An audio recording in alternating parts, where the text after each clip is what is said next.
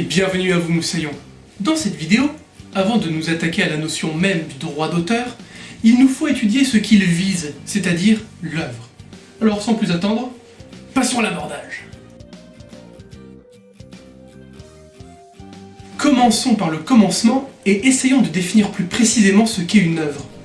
Et quel genre de définition vas-tu nous donner, mon cher capitaine ?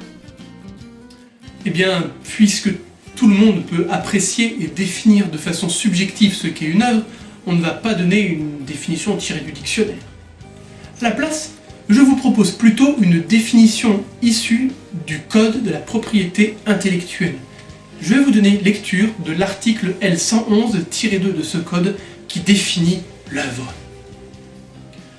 L'œuvre est réputée créée, indépendamment de toute divulgation publique, du seul fait de la réalisation, même inachevée, de la conception de l'auteur. C'est très vague comme définition. Est-ce possible d'avoir plus de précision ?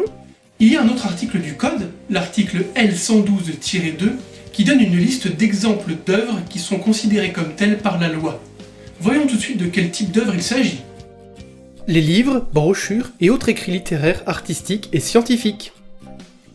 Les conférences, allocutions, sermons, plaidoiries et autres œuvres du même nature. Les œuvres dramatiques et dramatico-musicales. Les œuvres chorégraphiques, les numéros et tours de cirque, les pantomimes dont la mise en œuvre est fixée par écrit ou autrement. Les compositions musicales avec ou sans paroles.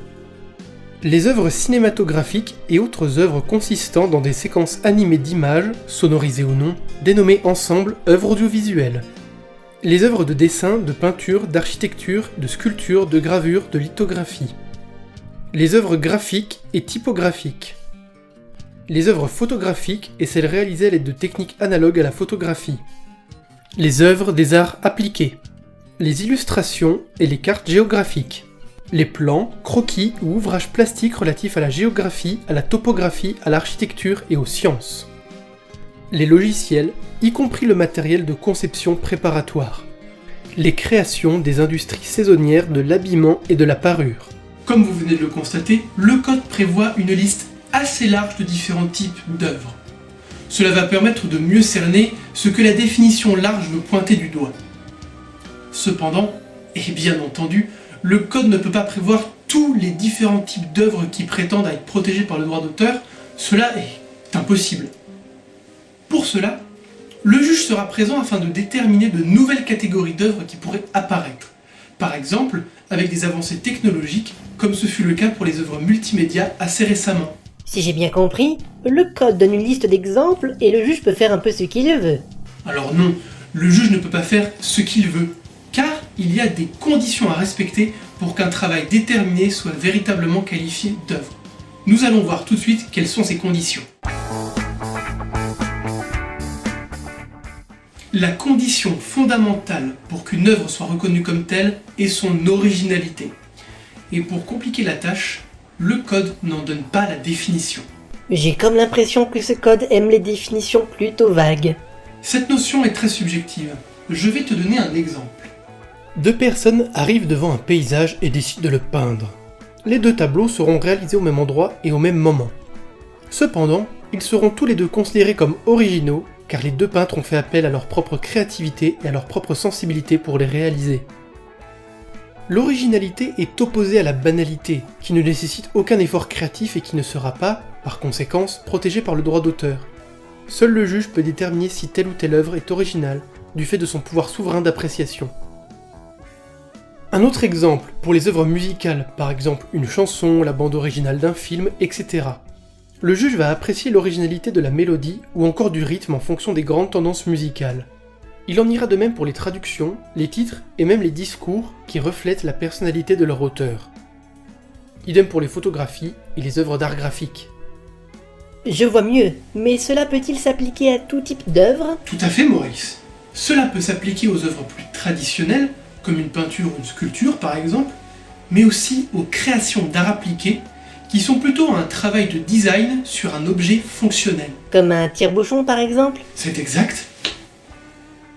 La notion d'originalité peut aussi s'appliquer au logiciel depuis la loi Lang du 3 juillet 1985. Un arrêt de la Cour de cassation du 7 mars 1986 L'arrêt Pachot énonce que l'originalité d'un logiciel s'entend d'un effort personnalisé allant au-delà de la simple mise en œuvre d'une logique automatique et contraignante. Il faut comprendre que c'est surtout dans son expression linguistique, c'est-à-dire la façon dont il est conçu, que le logiciel sera protégé et non pas dans sa fonctionnalité. Cela peut être discutable concernant certains types d'œuvres. Certaines œuvres, dites complexes, comme par exemple un jeu vidéo, vont faire l'objet de ce que l'on appelle l'application distributive. C'est-à-dire que chaque composante, par exemple de ce jeu vidéo, sa musique, le design de ses personnages, etc., sera soumise au régime qui lui est applicable. Enfin, il existe une certaine indifférence au regard de la destination ou du genre de l'œuvre, par exemple un genre musical ou un genre littéraire. Ceci a été consacré par une loi du 11 mars 1902, l'unité de l'art. Il n'y a plus de distinction entre le purement artistique et le fonctionnel. Et j'imagine qu'il y a également quelques exceptions et autres limites à tout ce que l'on vient de voir. Oui, et c'est ce que l'on va étudier maintenant. Une première exception à la protection octroyée aux œuvres est l'idée. On ne peut pas protéger une idée.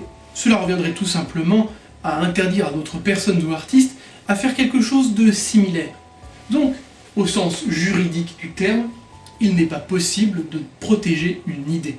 Par exemple, faire des vidéos sur le droit sur Internet n'est pas une nouveauté, et on peut donc en faire, n'est-ce pas? Tout à fait. L'idée ne sera pas nouvelle, mais il faudra bien faire attention à ne pas reprendre du contenu déjà existant dans d'autres vidéos ou supports sans l'accord préalable de l'auteur. Ah, pas de souci de ce côté, on a tout prévu. À présent, avant de finir cette vidéo, voyons quelques exceptions communes. L'article L511-8 du Code de la propriété intellectuelle concerne le droit des dessins et modèles. La fonction technique d'un produit ne sera pas protégée par le droit d'auteur. Par fonction technique, il faut comprendre la fonction permettant à cet objet de réaliser l'action de son utilité. Par exemple, un feu de signalisation a pour fonction technique de signaler ou d'éclairer la route. Mais l'invention pourra faire l'objet d'un dépôt et donc d'une protection par un brevet.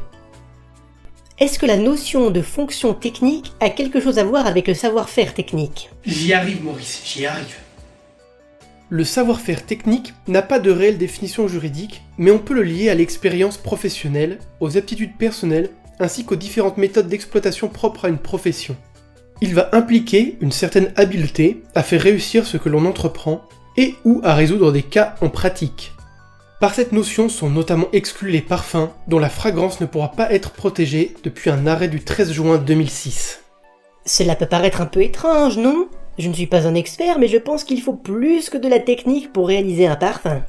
Un vaste débat jurisprudentiel mais aussi doctrinal encadre le droit d'auteur et les parfums. Et il me faudrait sans doute une vidéo d'une bonne heure pour vous en parler.